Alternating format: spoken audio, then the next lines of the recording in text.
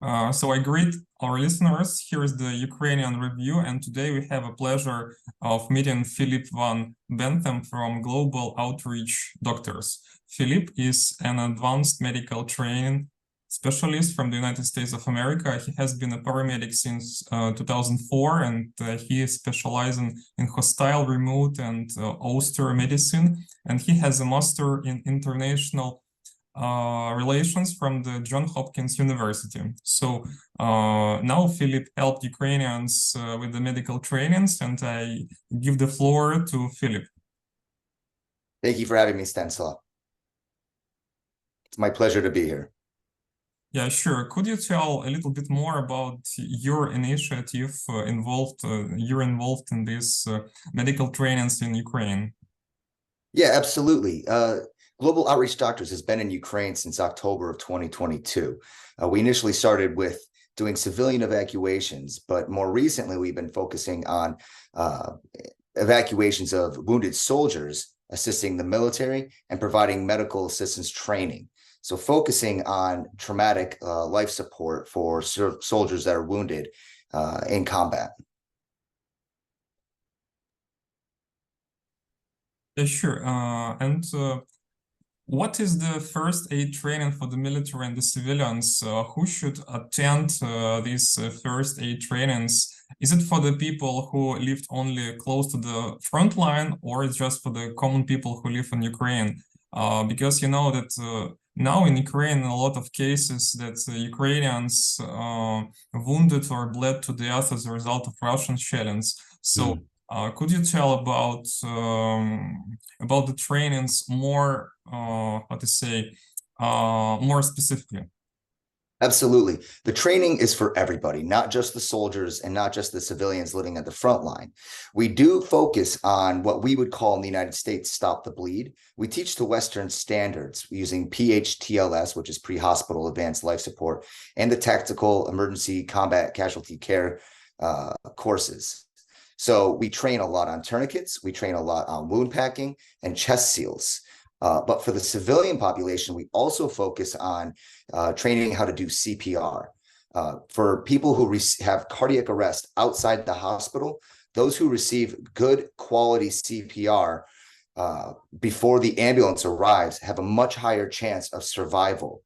So it's not so pertinent for soldiers on the front lines, but it's definitely going to help citizens in Ukraine, not just from Russian attacks and shellings, but just from regular cardiac arrest that kills, hundreds of thousands of people every year. Yeah, and how long does the training last? And what amount of knowledge is sufficient, for example, for the military man and for the civilian?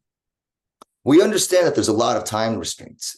We understand that the soldiers are very busy and they don't have a lot of time to train with us. So we try to get as much in as possible. So we'll do a training on combat casualty care just in one day. So an 8-hour course is all we need to be able to train soldiers how to effectively use their tourniquets, how to do wound packing, and how to use chest seals. And these are the primary things that are going to kill a soldier who's wounded on the front line. So, and it's the same with civilians. We will teach them how to do this and do CPR in 8 hours. If we have more time, we'll definitely train them on more advanced techniques. So you have only the one course, both for the military men and for civilians, or some differences? We do have additional courses. It depends on how much time we can get with the soldiers. But yes, if we have a soldier for 2 days or 3 days, we will give them a more advanced training. Our ideal time is at least 1 week, and we can train soldiers all the way through what we call the March algorithm. And will prepare them to be a combat medic. And what does such trainings allow us to achieve? Reducing the number of deaths or serious injuries? What does it give to the military men and for the civilians after these 8 hours courses? So of the people who die from survivable injuries in combat, more than 60% of those die from hemorrhage. So by teaching them how to control hemorrhage and then stop something like a tension pneumothorax, we can prevent a great deal of combat deaths. And for the civilians, when we teach them CPR, if a civilian does high quality CPR on a person who suffers from cardiac arrest outside of the hospital, that person has a 2 to 3 times more likely chance of survival if they receive that CPR. Everybody can benefit from this type of training, and we're happy to deliver it. Is it possible to gain this knowledge without any practice, or your courses, it means only the practice, 1 time, 2 time, 5 time? In our courses, we really strive to focus on repetition, because you don't rise to the occasion, you just fall down to the level of your training. So we do repetition, repetition, repetition. We focus on practicing tourniquets in a great number of times. In any given situation, or in any given training, a soldier will put on a tourniquet or have one put on him at least 20 times. So the fact that you don't have a lot of experience, that's not a problem. People train on this all the time, and you can become proficient after just an 8-hour course. Yeah, sure. It's a small number of people in groups, or just a large number of people of groups. I know that the current situation is not very good to show all the information, but maybe some insights from the courses to our listeners. We do trainings that last, our trainings are usually between 4 people, as small as 4 people, but we've had trainings as big as 35 people. So they can vary. It depends on a lot of different factors. Mostly it's contingent on how many trainers I have available to me. If I have too many students, we're not doing a great job if we don't have enough trainers. Mm-hmm. Is it different protocols in America and in Ukraine? So can you learn something from the Ukrainian side right now? Because a lot of the military men, they experience a lot of challenges in the front line. So maybe they can teach you or your colleagues in this sphere of the first medical aid. We are learning a great number of lessons from the Ukrainians right now, and they're doing an incredible job given the circumstances. So we're very proud and honored to work for them. Now, the way we teach to the Western standards. Like I said before, we use tactical combat casualty care protocols, and we teach to PHTLS protocols. So we don't try to skimp on it. We try to make sure that everyone's getting proficient Western style training and credentials, Western credentialed style training. But yeah, the Ukrainians, they are teaching us lessons every single day about their type of, the way they practice medicine in such austere and challenging environments. You mean the Western type of the trainings? So does it mean the NATO standards? Because before the war, it was a lot of the NATO standards improved and adopted in Ukrainian army. So can we call it the NATO standards or Western standards? Because in Western countries, they can just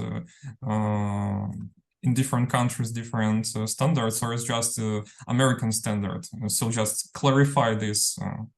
No, it's an international standard. So yes, you could call it a NATO standard. I believe NATO teaches the same protocols, and that's exactly what we're trying to teach. So yeah, it's not some American standard. This is an international norm in how we train.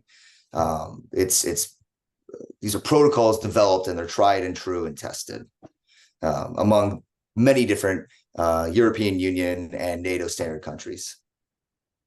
Yeah, sure. And you was in Iraq, you was in Syria, and what you personally face, could you say that you face some difference between the war in Ukraine and wars you've been before in Iraq in particular? Because now in Ukraine, a lot of people, they struggle from the landmines, from the mines, and they injured, they lost their legs. And can you tell a little bit more about this question, varieties between the different wars? Yes, in Iraq and Afghanistan and Syria, a lot of the wounded soldiers and civilians were suffering from IEDs, improvised explosive devices.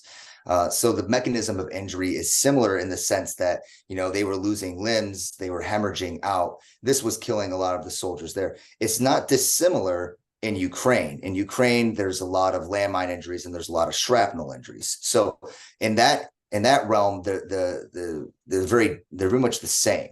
Now, where Ukraine is different is the number of head injuries that they're suffering from. Just the sheer number of artillery rounds that are coming close to soldiers is causing profound and long-lasting head injuries. And this is going to be a problem that Ukraine is going to have to deal with for many years to come. Sure. And maybe a personal question. So what is your motivation and the motivation of your command to come to Ukraine and to teach Ukrainian soldiers and both civilians these medical trainings? Because as I know, sometimes you appear close to the front line, so it's really dangerous for you and for your colleagues. What is your personal motivation to come to Ukraine? My personal motivation is that in my heart of hearts, I'm a humanitarian. And when I was watching the television in the beginning of this war, 2022, I was taken back and I was deeply saddened to see what was happening to Ukrainians. None of the Ukrainians asked for this. They didn't want this invasion. They were just sitting in their homes, and it was unfair. It was unjust. And it was cruel to see what Russia was doing to the Ukrainian people. And I could not stand idle. So in my heart of hearts as a humanitarian, it was my duty to respond and do what I can to help Ukraine. And I'm not alone. There are hundreds and thousands of people around the world who join forces to support Ukraine. And we all work to make sure that you will be victorious in this fight. Sure. Thank you for your work. And maybe the very last question. Unfortunately, we cannot forecast the future, but what is the Ukrainian victory from your point of view? How it looked like? Stanislaw, in my opinion, Ukraine has already won this war. Because before this war and before the Maidan Revolution in 2014, Ukraine was a fledgling nation. They were existential. They didn't know who they were yet. They didn't know if they were the old guard of the Soviet Union. They didn't know if they were the new youth who wanted to be with the European Union, and the whole world was unsure of who Ukraine was. Well, after this war, Ukraine united. Their government didn't fall, and you've become stronger than ever. And if Putin's entire goal was to take over Ukraine and collapse the government, he failed. And if his goal was to weaken the European Union, he failed because it's stronger than ever. And if his goal was to disassemble NATO brick by brick, he failed there too, because in the process of this, NATO joined 2 members. So in my opinion, Ukraine already won this war. So thank you very much for your work and for your time now. So we put a link to donate for Global Outreach Doctors, and I really appreciate that you come to visit to this video and share your opinion and share your knowledge to our listeners. Thank you very much, Philip. Thank you.